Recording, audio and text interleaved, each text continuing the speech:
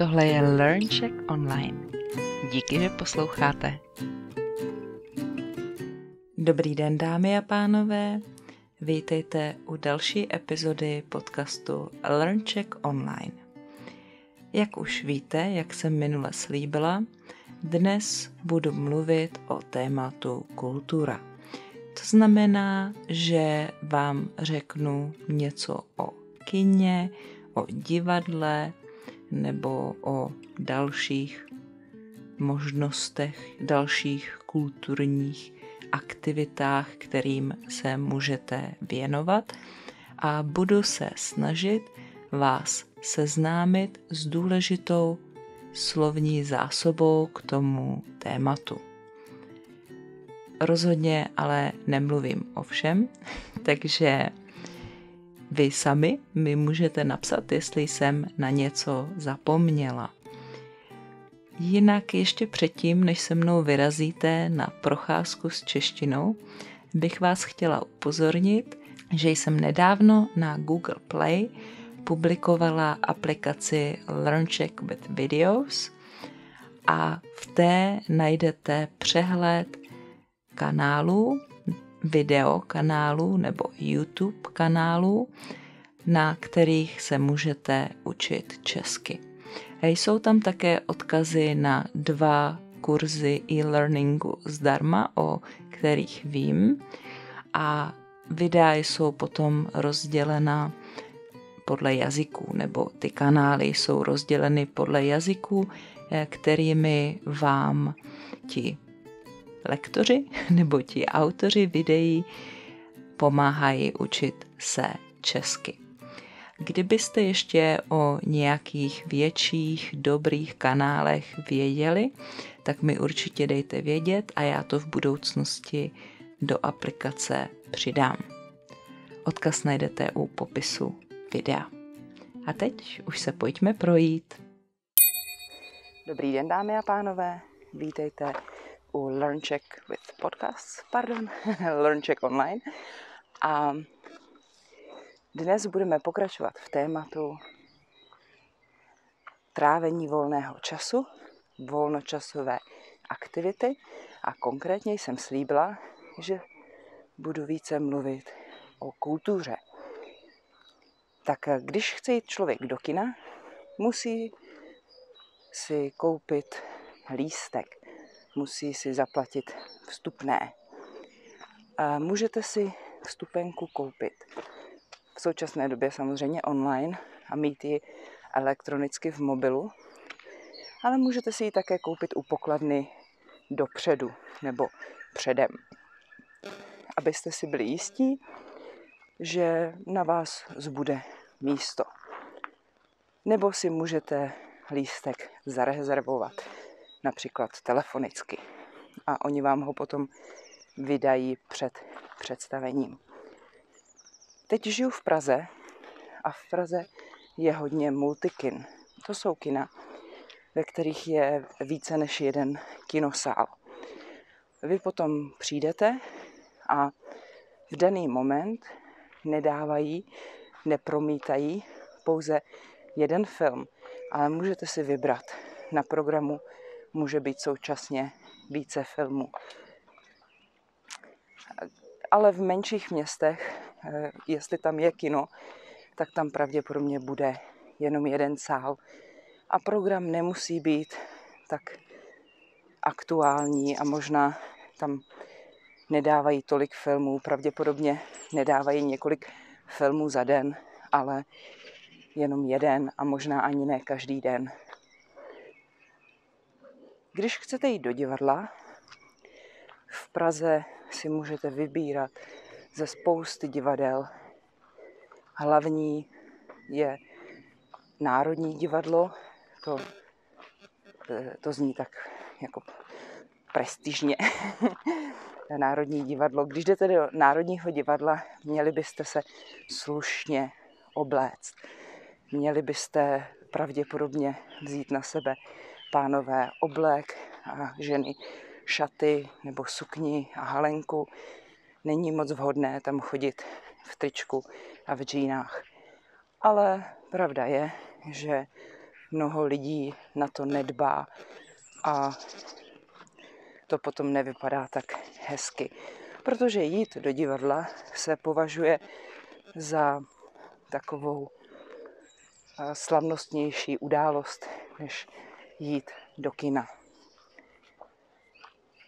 Zase si musíte koupit lístek, podobně jako když jdete do kina, a když přijdete do divadla, tak vás tam vpustí uvaděčka do sálu. Zkontroluje váš lístek a může vám pomoct najít místo, na kterém máte sedět, protože když jdete do divadla, tak si nemůžete sednout obvykle kam chcete, ale zakoupili jste si lístek na konkrétní místo. Obvykle jsou v sále řady sedadel a po stranách také můžou být balkony, nebo jak se tomu říká, teď mi to úplně vypadlo, ale balkon může být buď také dlouhá řada, kde sedí vedle sebe hodně lidí, nebo můžete mít takovou oddělenou část, jakoby salonek, kde můžete sedět třeba jenom ve 4. No a úplně nahoře, například v Národním divadle, jsou takzvané galerie. To jste dost vysoko a dost daleko od hlediště, na kterém se odehrává představení, nebo na kterém tancují baleríny a baleťáci.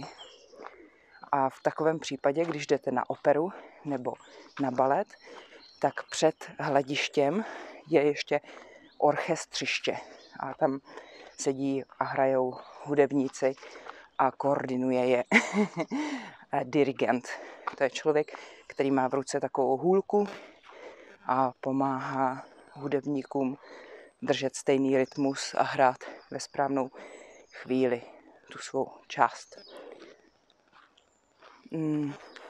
Jo, a ještě jsem zapomněla, že když jdete do divadla, tak si obvykle odkládáte oblečení v šatně. Tam i dáte svůj kabát nebo bundu šatnářce a ona vám vydá číslo.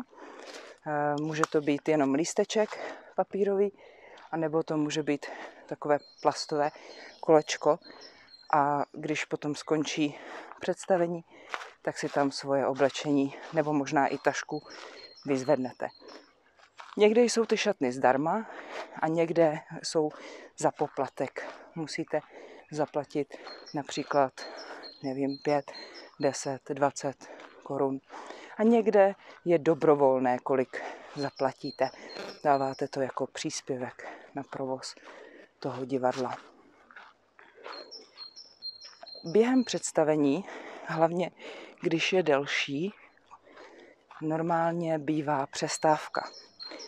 A když to je balet nebo opera, ale vlastně i divadelní hra, to může být drama, komedie, muzikál, tak často je ta pauza zařazena mezi nějaké hlavní části toho kusu, mezi jeho dějství. To jsou jako kdyby kapitoly té hry. A během přestávky si můžete odskočit, jít na záchod, nebo si můžete koupit nějaké občerstvení.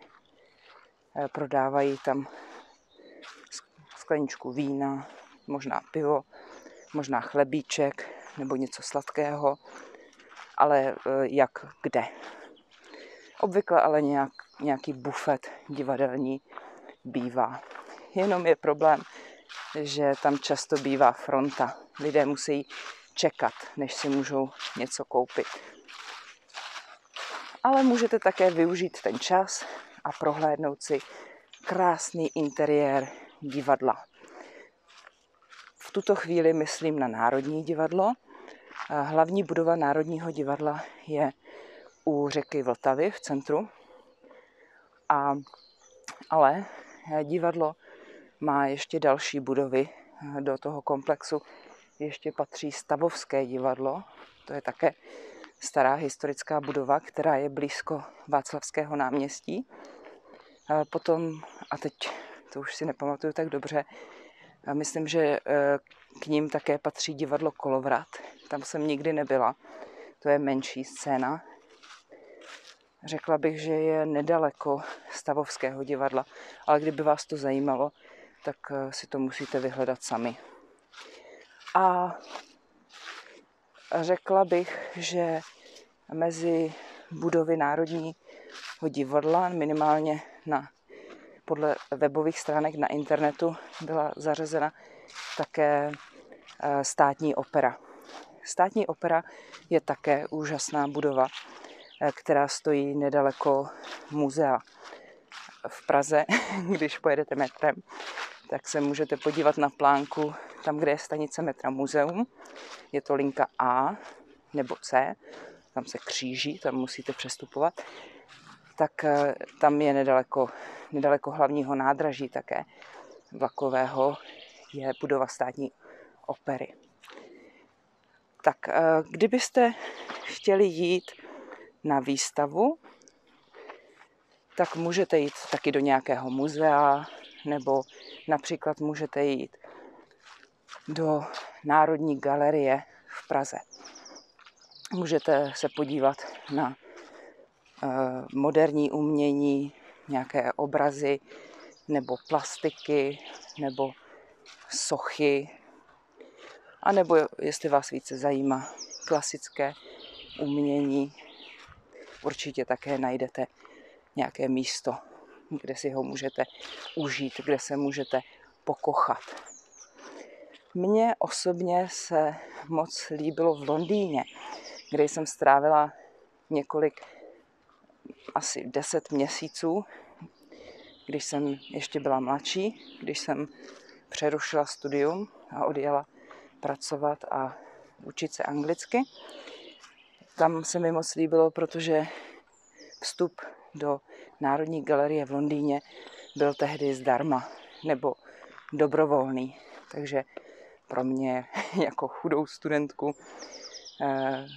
to bylo velmi výhodné. Mohla jsem tam taky jít například do Přírodovědeckého muzea. To byla také překrásná budova. A nebo do Muzea historie, kde byly sochy ze starodávného Řecka a věřím, že také z Egypta, ale už je to dost dávno a nepamatuju si to. Každopádně to bylo buď zdarma, myslím, že zdarma, nebo dost levné, takže jsem toho využila.